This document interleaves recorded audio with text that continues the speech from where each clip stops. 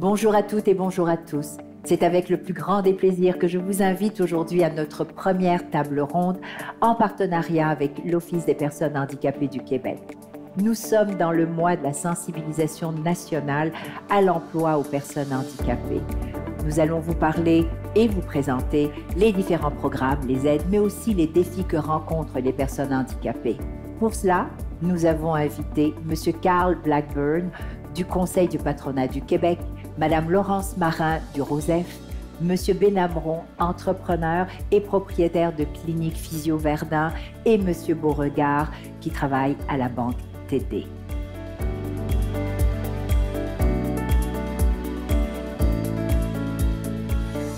Bonjour à toutes et bonjour à tous. C'est avec le plus grand des plaisirs qu'aujourd'hui, je vous invite à passer la prochaine heure avec nous, avec mon invité de marque, Monsieur Daniel Jean. Monsieur Jean, bonjour. Comment allez-vous? Je vais très bien. Je suis heureux d'être avec vous. C'est réciproque, Monsieur Jean. Alors, Monsieur Jean, c'est directeur général de l'Office des personnes handicapées du Québec. J'aimerais qu'on démystifie un petit peu. Nous allons avoir deux belles tablées, deux parties avec deux beaux invités.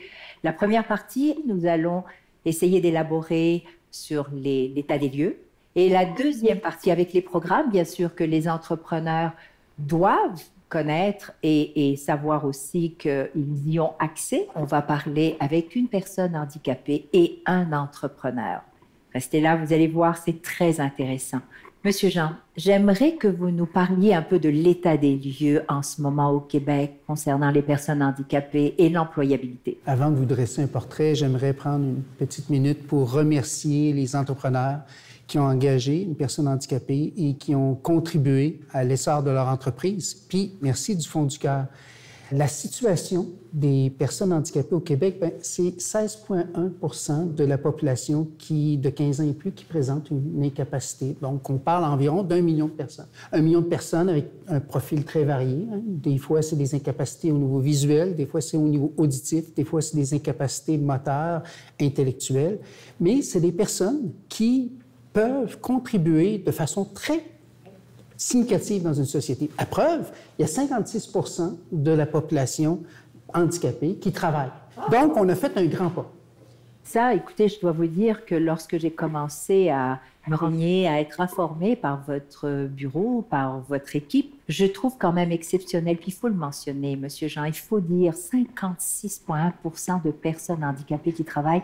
C'est 40 ans ou 35, sinon plus de 40 ans, de vos équipes, du bureau de l'Office des personnes handicapées, un travail acharné pour mettre en place et, en fin de compte, à des programmes de s'ajuster par rapport aux besoins de ces personnes, mais des entrepreneurs aussi. Contribution d'organismes communautaires, d'employeurs, de ministères et organismes gouvernementaux, tous qui poussent dans la même direction. La population active, le taux de placement, le taux d'emploi, c'est 79 %. Donc, ce qu'on vise aujourd'hui par des activités comme ce que l'Office met de l'avant, c'est de rattraper ce 23 % là pour permettre d'intégrer le plus possible de personnes handicapées. Et par ailleurs, il y a 34 000 personnes qui sont au chômage et qui sont prêtes à travailler, qui ont la formation, ils ont les compétences. Donc, pourquoi pas? Absolument. Vous savez que dans la plupart des cas, pour avoir discuté avec des entrepreneurs, une des, je dirais, des barrières, c'est que souvent, ces entreprises-là n'ont aucune idée des programmes ou de l'aide qui est possible. Est-ce que vous auriez la gentillesse de nous dresser un petit tableau court sur quels sont les programmes les plus accessibles, d'ailleurs? Il existe différents programmes, des programmes très spécifiques. Je prends par exemple que le programme de petites entreprises accessibles, dans le fond, qui vise à permettre d'adapter les lieux de votre commerce. Il existe des déductions fiscales. Il existe l'action d'organismes communautaires qui peut accompagner des employeurs dans l'intégration, le maintien de l'emploi. Il existe des programmes que je dirais un petit peu plus polyvalents, qui nous permettent de faire différentes actions à partir de ce véhicule-là. Je pense au programme d'intégration à l'emploi. Le programme d'intégration à l'emploi, je peux adapter mon milieu de travail.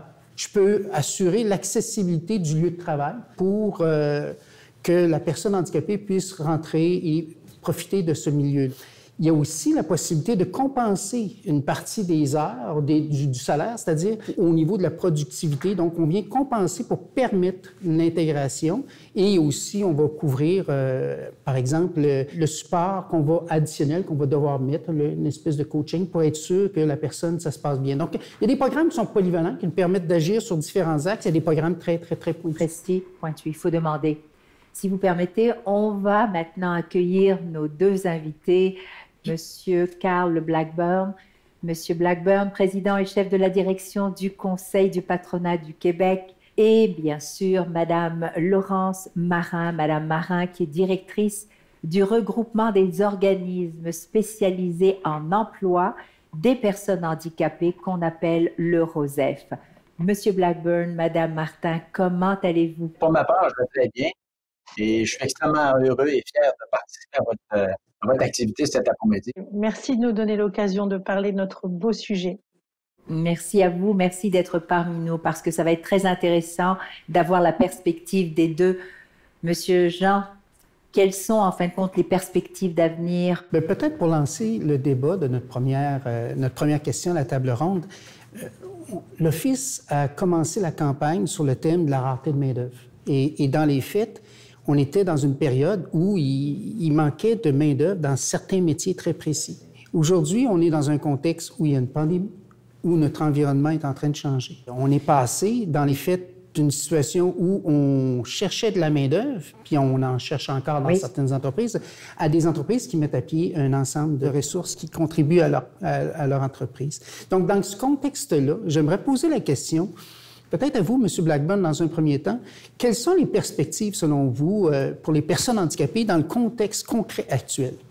Elles sont très intéressantes. D'abord, si vous me permettez, refaisons simplement un petit retour en arrière. En 2016, une enquête a été faite auprès des employeurs au Québec pour connaître d'abord, en contexte d'une pénurie de main-d'œuvre, pour connaître quelles étaient leurs implications dans ces secteurs-là. Un employeur sur 4 employait des gens qui étaient issus de l'immigration. Un travailleur sur 10 employait des gens en situation de handicap. Donc, on part extrêmement de loin par rapport justement à cette implication-là. Mais maintenant, vous le mentionnez, aujourd'hui, quel est l'enjeu numéro 1 des employeurs encore au Québec, au-delà bien évidemment de la pandémie dans laquelle on est tous malgré nous. Bien sûr, on souhaite tous une relance sécuritaire et durable, mais l'enjeu numéro 1 des employeurs aujourd'hui, c'est encore la pénurie de main-d'œuvre. Les paramètres fondamentaux qui font en sorte qu'avant le début de la pandémie, il y avait une pénurie de main-d'œuvre.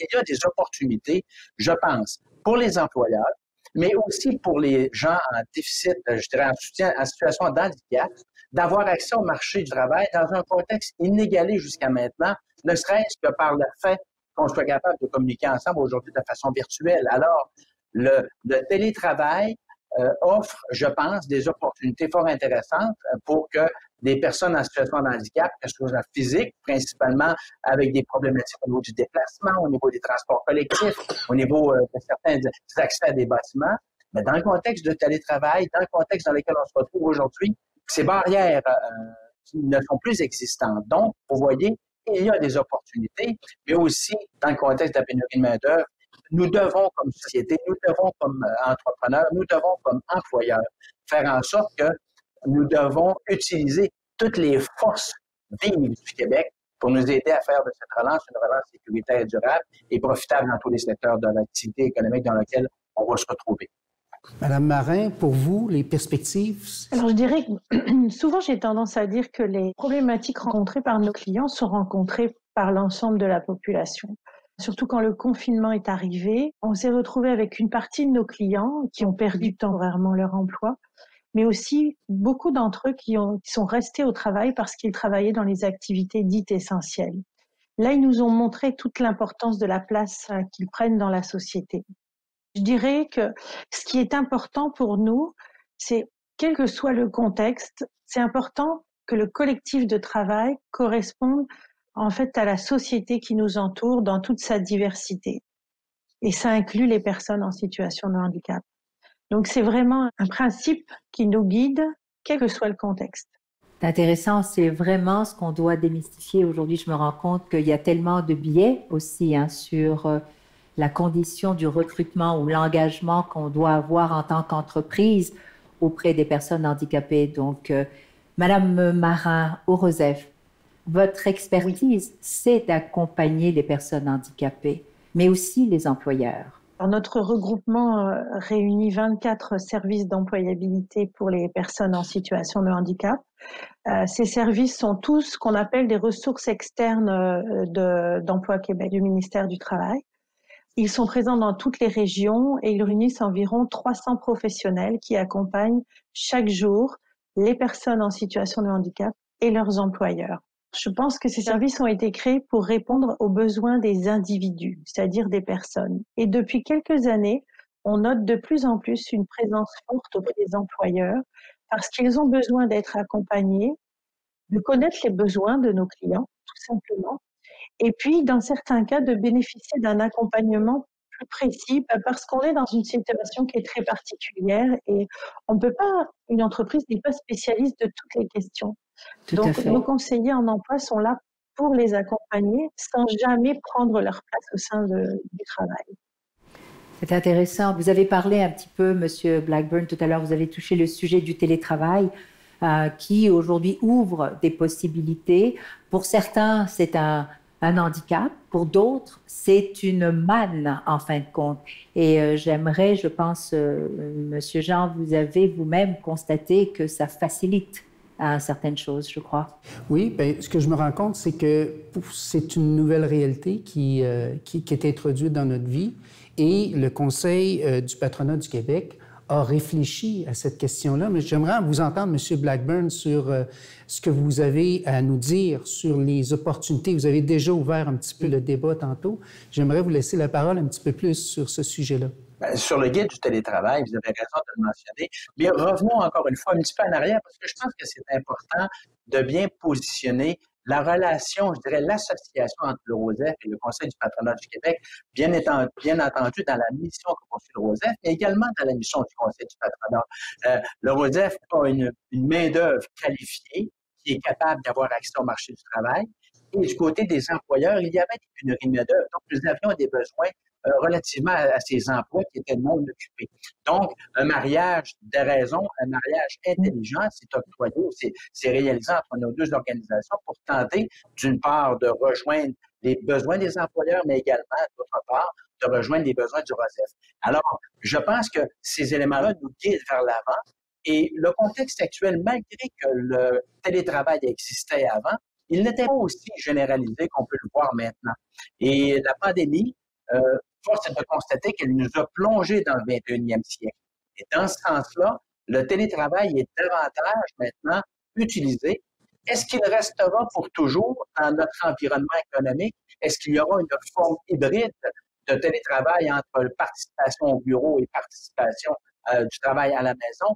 L'avenir nous le dira. Mais dans le contexte de cette nouvelle réalité, le Conseil du patronat du Québec s'est penché avec ses membres sur un guide pratique d'utilisation du télétravail. Ce n'est pas un plaidoyer en faveur du télétravail, ni un plaidoyer contre le télétravail. C'est davantage un guide qui permet aux employeurs du Québec qui veulent se diriger dans cette sphère d'activité en offrant à leurs employés le télétravail, un guide qui va faire en sorte que si vous décidez d'aller dans ce secteur d'activité, ben voici quels sont les intérêts ou les sujets ou les sphères d'activité auxquelles vous devez apporter une attention particulière. La fiscalité, la sécurité, l'environnement de travail de l'employé. Alors, toutes ces conditions ou tous ces éléments font en sorte que dans le guide du télétravail, ça vous permet d'avoir une certaine réponse ou des éléments qui vont vous emmener à poser les gestes les plus performants pour et les employeurs et les employés. Et on entend souvent aussi une réflexion qui est extrêmement vraie de sens, où une entreprise ouverte, c'est une entreprise productive. Et dans ce sens-là, je pense que la diversité, je pense que l'inclusion permet, dans le contexte actuel, de pallier à des pénuries de main-d'œuvre extrêmement importantes dans différents secteurs d'activité économique. Et dans ce sens-là, le partenariat avec le ROSEF et l'activité qu'on tient aujourd'hui vise, je pense, à atteindre l'objectif de pallier d'une certaine façon à cette pénurie de main-d'œuvre qui affecte le Québec actuellement. Faisons un récapitulatif. Donc, si je comprends bien, Monsieur Jean, Monsieur Blackburn, Madame Marin, Il y a quand même aujourd'hui 56,1% de personnes handicapées qui ont un emploi. Avec M. Blackburn, votre organisation met en place des outils, des compréhensions, un guide.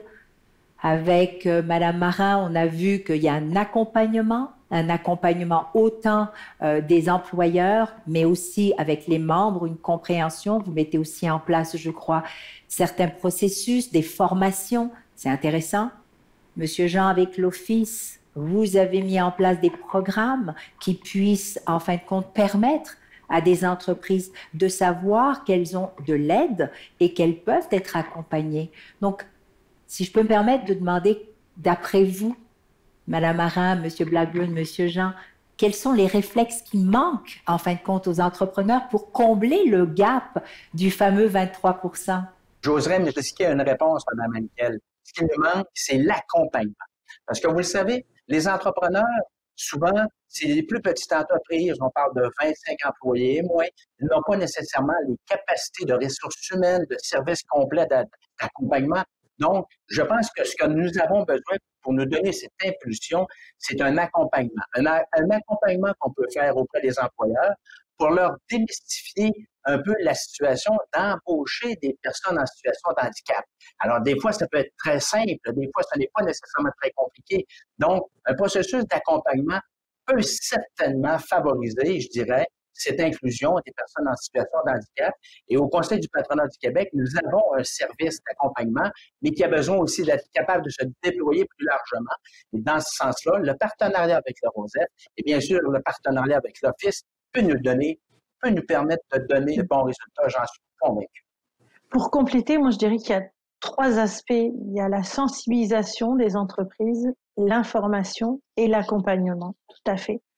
L'accompagnement au fil du temps peut s'estomper, c'est-à-dire on peut intervenir au début parce que c'est un sujet nouveau pour l'entreprise, et puis petit à petit intervenir de moins en moins parce qu'elle aura le réflexe d'elle-même et n'aura plus forcément besoin de cet accompagnement-là, et là la partie sera gagnée, je dirais. Elle va être gagnée. Je crois que cette sensibilisation, puis c'est même pas une question juste de sensibilisation, puis je pense qu'on est tous d'accord là-dessus. C'est une responsabilité collective, c'est une inclusion nécessaire en plus. Je crois qu'il n'est même plus question aujourd'hui de faire la différence. Je crois qu'il est question tout simplement de donner accès. Et donc, je dirais, Monsieur Jean, la porte d'entrée, c'est quoi? Bien, la porte d'entrée, il existe différentes portes d'entrée pour les services. Les plus connus, c'est le Bureau de services Québec, qui permet d'avoir accès à toute l'offre de services, au panier de l'offre de services du ministère du Travail, de l'Emploi et de la Solidarité sociale. Il existe aussi le communautaire. Peut-être, Madame Marin, si vous pouviez nous parler des portes que vous voyez, vous, dans votre quotidien sur le terrain. Oui, tout à fait. Le réseau de l'action communautaire est présent partout au Québec. C'est vraiment une réponse qui est appréciée par les personnes en situation de handicap, que ce soit sur l'accompagnement dans la vie quotidienne ou l'accompagnement dans la vie au travail. Au sein de notre groupement, ce sont des organismes de l'action communautaire qui interviennent exclusivement sur le champ de l'emploi. Moi, je dirais que il faut être ouvert à toutes les opportunités, c'est-à-dire on parle de recrutement, mais on peut aussi parler d'accueillir des personnes en stage pour faire découvrir son milieu de travail, pour découvrir ce qu'est une situation de handicap concrètement. Préparer, je dirais, une offre d'emploi qu'on appellera inclusive, parce que rien qu'à la lecture, on va comprendre que tout le monde peut candidater. J'invite aussi les personnes en situation de handicap à elles-mêmes promouvoir tout ce qu'elles font au travail. Elles doivent être fières de ce qu'elles accomplissent parce qu'elles sont, dans la majorité des cas aussi, elles font partie de la solution et elles nous donnent même des tuyaux pour y arriver. Parce qu'elles connaissent très bien leurs limitations, leurs points forts et leurs points faibles, et elles font partie de la solution. Merci beaucoup. Voici de très, très belles solutions, des belles pistes de solutions. Monsieur Blackburn, Madame Marin, merci infiniment parce que vous venez justement de mettre la table sur l'accessibilité en tout point de vue, l'accessibilité aux portes, l'accessibilité aux organisations, mais aussi la compréhension de ce que vous faites au patronat, de ce que vous faites, Madame Marin, de ce que fait l'Office. Et je crois qu'il faut rappeler, quand je dis souvent que c'est la collaboration. la collaboration entre les différents organismes qui fait que finalement, en bout de ligne, nous sommes tous gagnants. Et c'est ça qu'il faut continuer de faire, c'est de démystifier tous et chacun et d'inviter les entrepreneurs à aller cogner à vos portes respectives pour dire, ben, j'aimerais moi aussi avoir accès à cette inclusion-là. C'est juste que je ne savais pas. Merci du fond du cœur d'avoir participé à cette table ronde. Je pense que Monsieur Jean, si vous voulez leur dire un petit mot. Vous avez illustré toute l'importance du travail ensemble parce que vous avez des projets en commun de formation, vous avez une vision, vous êtes en temps, puis je me sens vraiment choyé de vous avoir comme partenaire. Donc, merci beaucoup d'avoir contribué à cet échange. Alors, je souhaite que les téléphones n'arrêtent pas de sonner dans vos organisations. Merci encore. Et maintenant, nous allons donc accueillir nos deux autres invités. Maintenant que nous savons un petit peu plus sur les programmes et les ressources existantes, ainsi que sur les perspectives d'avenir, eh bien, nous allons passer de la théorie à la pratique. J'aimerais vous présenter deux personnes exceptionnelles aussi, Monsieur Martin Beauregard et Monsieur Samuel Benamron. Bonjour, messieurs. Bonjour. Bonjour.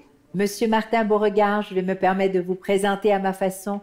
Donc, vous êtes partenaire acquisition de talents à la Banque TD. Vous êtes une personne handicapée en situation d'emploi, mais aussi un gestionnaire qui embauche du personnel. Monsieur Samuel Benamron, vous êtes un fier employeur inclusif, propriétaire de la clinique Physio Verdun. Bonjour à vous deux. Monsieur Jean, que pensez-vous de ces deux magnifiques personnes que vous m'avez fait découvrir? Bien, on a la chance de parler avec deux personnes qui sont sur le terrain, qui vont compléter l'information qu'on vient d'avoir. Puis justement, ce titre-là, M. Beauregard, M. Blackburn, il y a quelques minutes, nous entretenait du télétravail, du changement. Puis vous qui êtes une personne qui gère et qui est au cœur d'une entreprise comme employé avec des contraintes au niveau de la mobilité, pour vous, le télétravail, c'était quoi le changement, la donne qui s'offrait à vous? Bien, c'est sûr que, tu sais, si on regarde les déplacements, tu sais, je veux dire, il y a ça qui était beaucoup de moindre, qui aidait beaucoup d'être plus dans son milieu de travail, de ne pas avoir à s'ajuster au bureau ou à l'environnement du bureau. Quand tu es déjà chez toi, ben normalement, tu devrais avoir déjà tes choses d'installer. Donc ça aide beaucoup. Mais moi, étant une personne plus active et verbomoteur et tout ça, ben c'est sûr que j'aime mieux aller au bureau, mais bon, j'ai pas vu mon bureau depuis le mois de mars. Je ne pense pas le voir avant le mois d'avril l'année prochaine. C'est la vie. Et puis, on a un paquet d'opportunités en ce moment. C'est sûr que moi, dans le milieu bancaire, on engage beaucoup de gens en ce moment au niveau du télétravail pour le service téléphonique, pour bien desservir nos clients. Et c'est quelque chose où il y a beaucoup d'avenir présentement. Donc, si je comprends bien, M. Beauregard, le télétravail pour vous, c'est quelque chose qui vous convient parfaitement. Et en même temps, ça facilite en fin de compte parce que vous êtes dans votre environnement, vous êtes à l'aise. Je me souviens, vous nous avez raconté une ou deux anecdotes. Voulez-vous partager avec nous ces anecdotes qui ont fait qu'on voit les choses avec un regard différent? Je vous avais dit à un moment donné, parce qu'on va parler un peu plus tard justement des personnes handicapées, est-ce qu'elles sont assez visibles ou pas? Moi, je trouve que vous avez fait un commentaire qui fait que vous disiez il n'y a pas une personne à la Banque TD qui ne connaît pas M. Beauregard. Je peux comprendre pourquoi, mais parlez-nous un petit peu de cette façon que vous avez d'aller en avant, d'aller de l'avant. J'ai toujours été poussé à aller ouvrir des portes. Donc, pour moi, ça a toujours été une chose importante. Et dans mon travail, dans mes emplois comme étudiant d'été, tout ça, j'étais souvent comme un projet pilote. Tu sais, on essayait. Je pense que les entreprises, en général, tu sais, à un moment donné, ils vont... C'est comme ça que ça devient moins pire, je dirais. Tu sais, que les choses deviennent plus naturelles. Puis moi, j'ai une vision aussi on n'est pas obligé d'avoir tout, là. Tu sais, j'ai parlé de quand la Banque TD m'a engagé à ma première succursale, ils ont fait venir un ergothérapeute qui a fait une évaluation complète des besoins, non pas de mes besoins, mais des besoins que l'ergothérapeute voyait pour la succursale. Et ça a donné une somme faramineuse de 100 000 en rénovation. De Et quoi mon faire directeur, peur? à ce moment-là, il n'était pas très, très content. Il m'a dit, écoute, 100 000 ça n'a pas d'allure, t'as-tu conduit? Là, j'ai dit, non, mais j'ai pas besoin de 100 000 de modification. J'ai besoin d'un bureau et d'une imprimante pas loin. C'est tout. C'est tout ça pour la modicum de peut-être 1 500 et c'était tout ce que j'avais besoin. Il y a une grosse différence. Le reste est superficiel. Si tu veux être by the book partout, tout le temps, mais c'est vraiment pas obligé. Au début, en autant que tu as une rampe qui te permet de rentrer à l'intérieur, une toilette où tu peux aller évidemment pour les besoins et avoir un environnement de travail, je veux dire, qui fait du sens. Parce qu'il y a vraiment d'autres choses à faire. Donc, ce que vous dites, c'est demandez-nous d'abord à nous ce qu'on a besoin avant de s'engager à essayer de penser pour nous. En fin de compte, on veut peu de choses, on veut travailler, on veut être considéré, on veut faire partie d'un environnement. Monsieur Benhamron, comme entrepreneur, ça me parle. Qu'est-ce qui vous a poussé à embaucher? Parce que les programmes, de ce que j'ai cru comprendre, vous n'y avez pas fait appel, vous.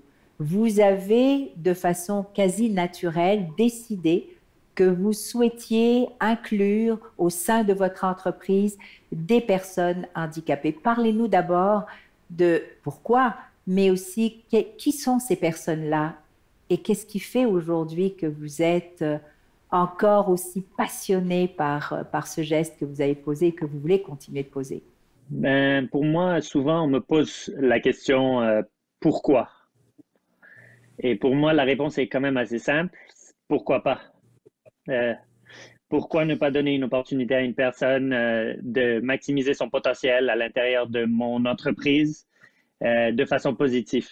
Et pour moi, ça a été quelque chose que j'ai toujours cru et qu'il y a 4 ans, quand on a décidé de faire ce projet-là, on a décidé que c'était la façon que nous, on voulait le faire sans savoir qu'il y avait des programmes disponibles.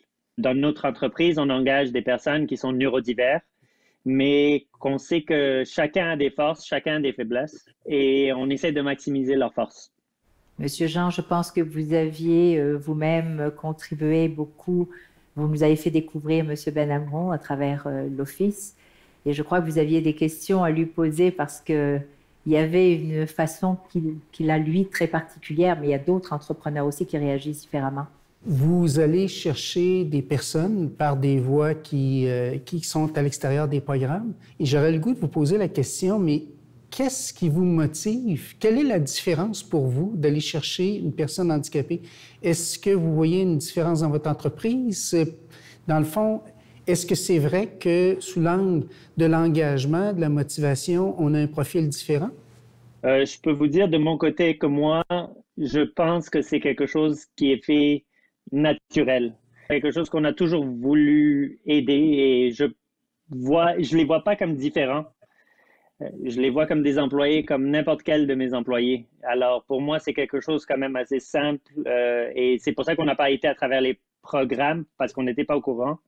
Mais en même temps, c'était aussi quelque chose pour nous qui était quand même qu'on voulait le faire parce qu'on considère tout le monde des égaux.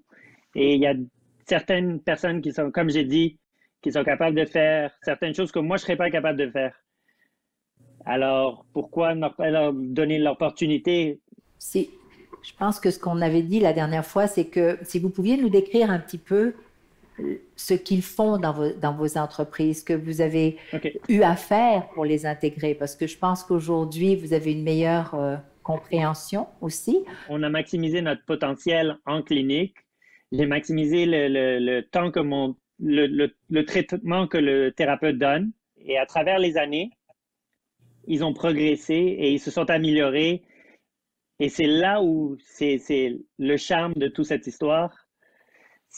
Aujourd'hui, je les vois et c'est pas les mêmes personnes que quand ils ont commencé avec nous. Wow. Et il y a beaucoup de changements, pareil qu'en milieu de travail, mais au niveau social, avec leur famille, avec leurs frères, leurs sœurs, leurs parents, les intervenants. Tout le monde voit une grosse différence depuis qu'ils ont pris de la confiance à l'intérieur de notre entreprise. L'impact, vous vouliez en parler d'ailleurs aussi avec M. Beauregard, l'impact de tous ceux qui nous entourent, en fin de compte, de notre écosystème. Je pense qu'il y a tout un changement d'attitude. Oui, puis dans le fond, ce que nos deux invités soulèvent, c'est tout l'effet de l'inclusion sociale. C'est que, on permet à des citoyens de prendre une part active dans l'organisation. On permet à des gens, ce qu'on vient de dire aussi, c'est d'avoir un effet sur les cellules familiales, sur la société, sur l'entreprise. J'aimerais vous relancer, M. Beauregard, puis après ça, M. Benhamron. Quels seraient les conseils que vous aimeriez partager et peut-être les enjeux à prendre en compte par rapport à l'embauche d'une personne handicapée puis au maintien en emploi d'une personne handicapée? Je dirais du côté des personnes qui sont en situation de handicap, la première chose, c'est de ne pas avoir peur. Cible de tes entreprises, si tu as le goût de travailler avec eux autres, va les voir. Puis, tu sais, je veux dire, essaye d'amener la chose comme étant, ça ne sera pas un problème. L'employeur, de l'autre côté, je lui dirais, n'aie pas peur. N'aie pas peur de prendre une chance. N'aie pas peur de poser des questions. D'être capable d'accueillir le plus possible la personne. Tu sais, j'entendais M. Blackburn tantôt qui parlait de l'accompagnement, puis c'est drôle, là, je me disais, moi, je suis pas sûr que j'aurais le goût de me faire accompagner, justement, par une entreprise, parce que j'avais l'impression de me faire infantiliser jusqu'à un certain point. Puis, tu sais, peut-être que, puis, regardez, M. Benhammi, la même chose, il a engagé ces gens, mais complètement à l'extérieur des programmes. Moi, je n'étais vraiment pas à l'intérieur des programmes. Je ne savais pas qu'ils existaient moi-même. Tu sais, je connaissais l'Office des personnes handicapées, mais pour avoir travaillé avec plusieurs organismes qui encouragent l'embauche des personnes en situation de handicap et tout ça, j'ai pas, en tant que recruteur, j'ai pas reçu beaucoup de candidats. Alors, je me dis, il y a en anglais, on dit un disconnect. Il y a quelque chose qui ne fit pas en ce moment. Et il va falloir trouver une façon parce que les vases ne sont pas communiqués en ce moment, selon moi. Donc, ce que vous dites, c'est que c'est pas juste les entreprises ou les entrepreneurs qui ne savent pas qu'ils peuvent aujourd'hui avoir accès à des programmes, avoir accès justement à de l'aide, mais aussi à avoir l'idée d'inclure dans leur entreprise des personnes avec un handicap. Mais vous dites aussi que les personnes handicapées, aujourd'hui, on dirait qu'elles ont de la difficulté à lever la main quasiment pour dire « je veux travailler » ou j'ai besoin de ce travail, où je suis intéressée. Est-ce que c'est ce que vous dites, M. Beauregard? Oui, peur d'être jugé, peur du rejet, qui sont des choses complètement naturelles. Là. Tu sais, c'est pas... Il n'y a peut-être pas assez de guides ou de personnes qui pourraient les accompagner, mais pas les accompagner dans le sens de « viens, je vais te présenter à une compagnie, puis peut-être qu'elle va t'engager », mais peut-être plus dans le sens un coaching qu'un accompagnement. Je veux dire, pour moi, la façon que je trouve que ça marche pour nous, c'est que ces personnes-là sont des personnes comme les autres. C'est des employés comme les autres. Et malheureusement, c'est une culture où ils se sont habitués à se faire dire non parce qu'ils se pensent différents. Et avec la confiance, ça a créé un environnement de c'est correct si je suis plus lent, c'est correct si je le fais différemment. Tant que ça se fait, ça va se faire. Je vais me sentir un peu plus confiant. Et c'est ça qu'est-ce qu'on a remarqué à travers les années, que certains de nos employés, une fois qu'ils ont pris cette confiance, ont été capables de prendre la même confiance quand ils sortent au niveau social. Les familles nous ont dit comme quoi qu'ils font beaucoup plus autour de la maison et qui communiquent vraiment avec leurs collègues. Mais il faut qu'ils se sentent confortables. On voit que c'est un geste qu'on pose qui est tout simple, Dans le fond, c'est de sortir un peu des sentiers battus, dans le fond, d'aller vers des personnes qui peuvent apporter une contribution différente et mutuellement, tout le monde s'enrichit. C'est quand même impressionnant de voir à quel point on peut retirer de ce simple geste. Ça prend de la patience, bien sûr, ça prend de la volonté, ça prend un engagement, mais c'est un geste qui a des répercussions beaucoup plus grandes que la personne seulement qui vient d'être recrutée. C'est ce que vous n'avez pas arrêté de dire et de mettre de l'avant.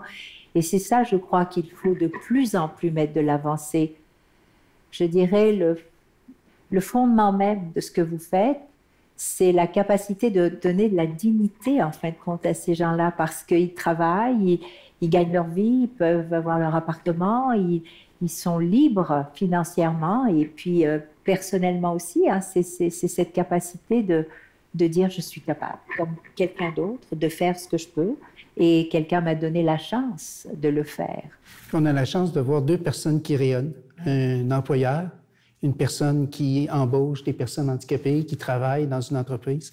On voit que, dans le fond, on n'a pas besoin d'aller très loin pour voir rayonner la beauté au Québec. Mais qu'est-ce qui manque alors pour que... Est-ce que c'est, encore une fois, plus de visibilité, Monsieur Jean, pour les personnes handicapées ou plus de visibilité dans l'enceinte de l'entreprise? Je pense que M. Beauregard avait fait un... Qu'est-ce que vous pensez? Il avait fait un rapport à ça. Bien, l'idée, c'est que je pense que la seule chose qui manque un peu quand on regarde ce qui s'est discuté aujourd'hui dans la première tablée, la deuxième tablée, c'est d'oser. Oser aller en dehors des sentiers battus. Oser poser des questions. Oser regarder ce qui se passe autour de vous. Oser demander de l'aide. Et vous allez voir que, comme employeur ou comme personne qui recherche un emploi, il y a des mains tendues. Dans les faits, ce qu'on essaie de faire aujourd'hui, c'est de dire qu'il y a des ressources disponibles, il y a des mesures, il y a des programmes, il y a des services, il y a des organismes. Tout est là. Il s'agit d'en parler et de faire en sorte d'ajuster notre offre, notre intervention en fonction des personnes. M. Beauregard disait « j'ai pas besoin de trop d'accompagnement ». Une autre personne pourrait dire « moi, j'en ai besoin d'un petit peu plus ». J'ai besoin de coaching, mais pas trop. Et un employeur pourrait dire, moi, j'ai juste besoin de quelque chose pour démarrer. Donc, il faut éviter de faire du mur à mur. Il faut ajuster notre intervention, mais oser poser des questions, oser aller vers les autres, oser aller là où il y a des ressources, appeler à l'Office, à la rigueur, pour demander les programmes. Regardez avec le conseil du patronat et vous allez voir, il y a des ressources disponibles. Qu'est-ce que vous pensez de tout cela, M. Benhamron? En tant qu'entrepreneur, je préfère avoir des employés qui veulent être ici et pas rien que venir pour leur chèque de paye, mais pour travailler en équipe. On est dans le domaine de la santé, alors ça fait partie de notre rôle. Je trouve ça extraordinaire. C'est même quand il en parle, quand vous en parlez, M. Benhamron, vous avez un sourire. On dit, c'est vraiment, ça coule, c'est naturel. Donc, je continuerai à faire du pouce sur ce que vous venez de dire en vous demandant, d'après vous, ce serait quoi la clé du succès pour qu'une personne handicapée trouve de l'emploi, pour que plus d'entrepreneurs lèvent la main? Moi, je suggère à toute personne handicapée qui cherche du travail que malheureusement, des fois, on va leur dire non, mais il ne faut pas arrêter parce qu'il y a des employeurs et il y a des organismes qui sont là pour aider et que si on prend rien qu'un non, et on dit que je suis jamais capable, ben on va se rabaisser constamment et ils sont capables. Ils sont très, très capables. C'est très beau ce que vous venez de dire parce que ça me ramène à quelque chose dont on parle de plus en plus. C'est la différence qui fait peur en général, hein, Monsieur Jean. C'est ce regard posé sur quelqu'un, peu importe sa différence, qui fait généralement peur. Alors qu'en bout de ligne, la différence, c'est ce qui rassemble. C'est ce qui nous permet d'innover, d'être différent, justement, c'est de faire les choses différemment, n'est-ce pas? Monsieur Beauregard, vous, ça serait quoi votre... Je ne sais pas si je dirais conseil, mais qu'est-ce que vous aimeriez ajouter pour stimuler, peut-être pour convaincre, ou tout simplement pour parler aux personnes handicapées aussi, pas juste aux entreprises? Je pensais à deux choses. Premièrement, c'est clair qu'une personne qui est en situation de handicap a une expérience de vie qui est probablement plus importante que la plupart des gens. Il y a une certaine sagesse qui vient avec ça. il y a un certain calme. Il y a le côté humain aussi de dire d'avoir un employé qui en a vu d'autres. Tu sais, des fois, ça aide beaucoup, tu sais, dans une question de maturité. Puis moi, je lancerais un défi à tous les entrepreneurs, toutes les PME du Québec, si vous vous donniez comme défi d'engager, soit à temps partiel ou à temps plein, une personne dans la prochaine année, dans les prochains 12 mois, je suis sûr que l'Office des personnes handicapées serait très contente parce que si on est capable puis on en engage un, on va probablement vouloir en engager un autre l'année suivante. Puis vous verriez que le défi n'est pas si grand que ça, puis que le bénéfice est beaucoup plus que ce qu'on pense. Donc, moi, c'est... Puis je souhaite qu'il y ait plus de personnes avec handicap qui se présentent, qui cognent aux portes, parce que, un peu comme dans l'annonce que vous avez faite pour l'OPHQ, que j'ai vue à la télé, j'ai trouvé ça remarquable, tu sais, je veux dire, de voir une avocate, puis tu sais, je veux dire, on n'en voit pas. J'ai étudié en droit moi-même, mais j'en ai jamais vu d'autres. Tu sais, c'est le fun de voir des gens qui veulent se dépasser, puis qui veulent avoir une vie complètement régulière, comme tout le monde. C'est un beau cri du cœur. Donc, si je dois résumer, Monsieur Beauregard, je demande à tous les auditeurs, toutes les auditrices qui nous entendent aujourd'hui, de vous appeler pour des conseils, de taper à votre porte pour du recrutement parce qu'il n'y en a pas assez. Je vais juste faire un petit bémol sur ou un petit arrêt. Je dois vous annoncer qu'aujourd'hui, j'ai été promu comme conseiller en ressources humaines pour la TD, donc je ne ferai plus de recrutement. Bravo, bravo, bravo, bravo, Merci. bravo, bravo. Alors, regardez, vous êtes un exemple parfait. La joie de vivre, le potentiel. Vous, pour vous, il n'y a rien qui peut vous arrêter. Vous aimez ce que vous faites, on le voit. C'est quand même assez inspirant. Moi, depuis que je vous ai parlé, je vous assure, je trouve que la vie est encore plus belle. J'ai envie de dire à Monsieur Jean, merci de m'avoir permis de vivre ces moments, à découvrir vraiment les deux côtés de la médaille. Je suis entrepreneur, mais mon Dieu que j'ai appris. Monsieur Benhamron, vous êtes aussi quelqu'un d'exceptionnel. Je tiens à vous remercier à tous les deux. Je vous dis merci d'avoir pris le temps, merci d'avoir voulu aussi partager votre histoire. C'est important que le Québec puisse voir nos ressources, nos potentiels, puis d'oser. Je sais que M. Jean tenait aussi à vous dire un mot. On a mis sur pied cette campagne pour justement sensibiliser la population, les gens, sur notre capacité d'agir. Une personne sur 6 autour de nous qui vit une incapacité. Il y en a qui réussissent à bien composer, on l'a vu. Il y a plus de 56 % qui sont intégrés dans un milieu de travail et on sait que le travail, c'est la meilleure manière de sortir de l'exclusion sociale, sortir de la pauvreté. Donc, dans ce contexte-là, j'aime beaucoup, dans le fond, le challenge qui a été soulevé, c'est-à-dire, effectivement, si on peut retenir de cette campagne-là que c'est faisable, on le voit par les personnes qui rayonnent et qui le font, donc c'est faisable.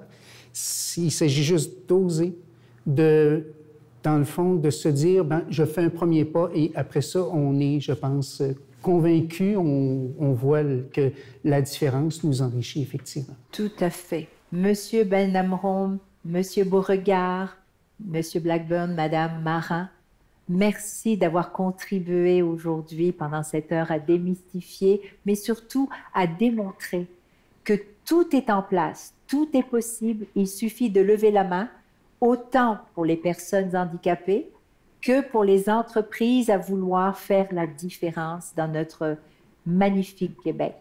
Donc, au plaisir de vous revoir dans d'autres circonstances avec de belles histoires. Merci à vous tous et à vous toutes d'avoir été présents pendant cette heure. Monsieur Jean, ça a été un bonheur de vous connaître, un bonheur de partager ce moment aussi. Je souhaite longue vie à ce que vous faites. Je vous souhaite longue vie et santé à toutes et à tous. Je vous demanderai de continuer de regarder danielenkel.tv parce que vous pourrez revoir aussi justement les vidéos où on parle de cette belle campagne de sensibilisation au niveau de l'inclusion des personnes handicapées avec des entrepreneurs en entreprise et je nous souhaite beaucoup de succès dans cette sensibilisation. Je compte sur vous, mesdames et messieurs, pour justement faire la différence. Le fameux 23%, il faut l'éliminer. N'est-ce pas, Monsieur Jean? Oui, effectivement. Merci encore une fois. Merci à vous et au plaisir de vous revoir bientôt.